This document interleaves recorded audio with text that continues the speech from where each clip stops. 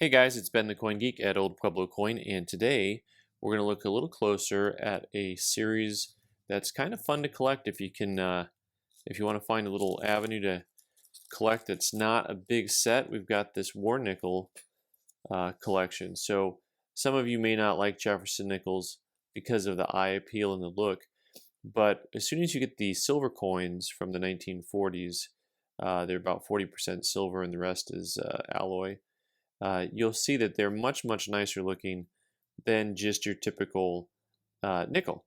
And a lot of that has to do with the composition, the metal composition and what they're made out of.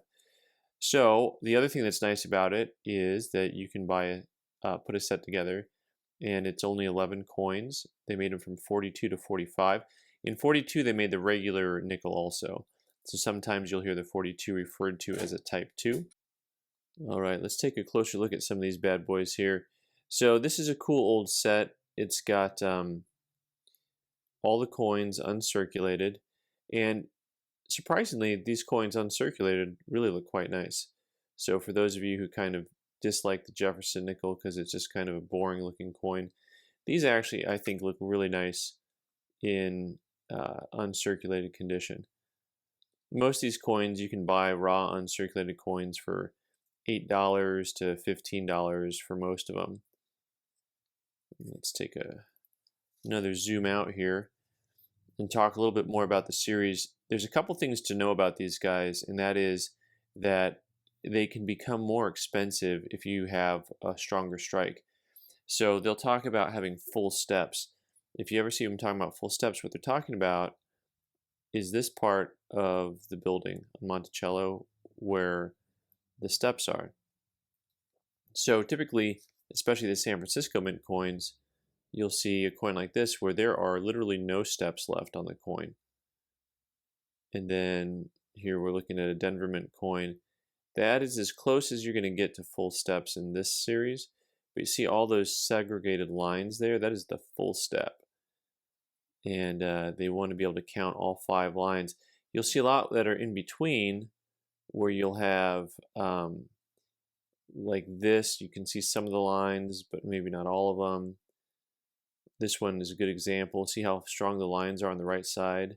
The steps are really strong on the right side, but in the middle they kind of get mushy. So that is not full steps. So they're coins that are hard to find graded, and what I mean by that is not many people send them in to get graded because you basically need to get a coin to come back a mint state 67 to have it have any value.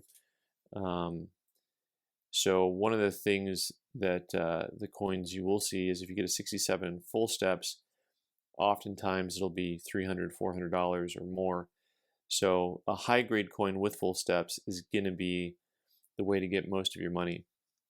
Now, one of the things that you always look for on these is the 43 Philly.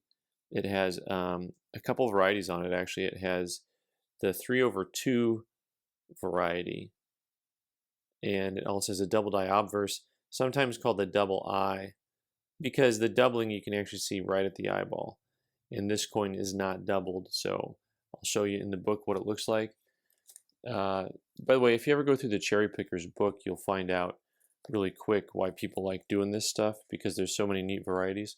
This is the 43/2, and you can see how it used to be a 2 under here that went this way, and now that tail right there is what you're always looking for on that 43/2. And the double eye, the 43 double eye, the double die obverse, because you can see there's doubling, but it has this appearance of another set of eyes right there, and that's what people look for.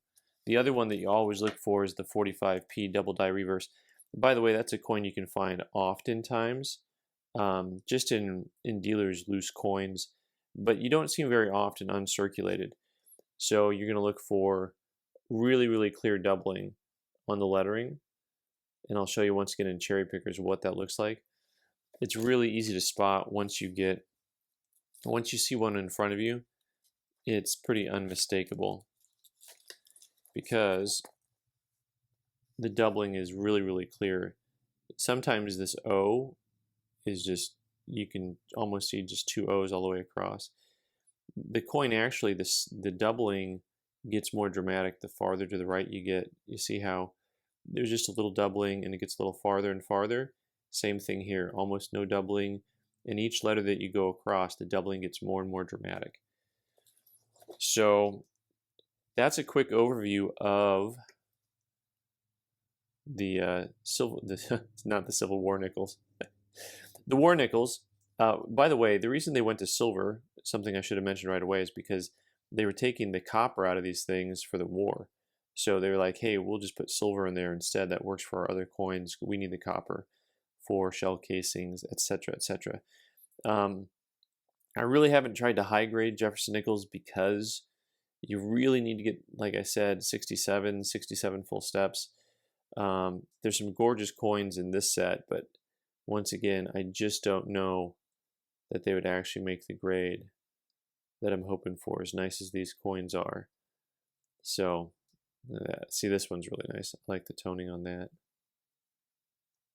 Strong luster. All right, thanks so much for watching. I'm Ben the Coin Geek. You can subscribe by clicking on the button in the corner and watch more videos on the right side of the screen. Thanks.